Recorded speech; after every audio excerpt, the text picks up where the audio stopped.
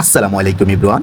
আমি চলে আসছি আজকে বাঁশবাড়িয়া সি বিচ, যেটা সীতাকুণ্ডে অবস্থিত। আর সীতাকুণ্ডের মধ্যে যতগুলো পর্যটন কেন্দ্র আছে তার মধ্যে অন্যতম আছে বাঁশবাড়িয়া সি বিচ। জাস্ট দেখতে অসাধারণ জায়গা, আপনারা ঘুরে আসতে পারেন এই বাঁশবাড়িয়া সি বিচ থেকে। কিছুটা হলেও কক্সবাজারে ফিল পাবেন, যদিও সীতাকুণ্ডে যেতে খুব তেমন খরচ হয় না, তারপরেও গিয়ে ঘুরে আসতে পারেন আপনারা। অসাধারণ সৌন্দর্য, প্রকৃতির যে একটা আলাদা একটা সৌন্দর্য দেখা যায়, ওটা শুধু আপনি সীতাকুণ্ডের মধ্যেও গেলে পাবেন।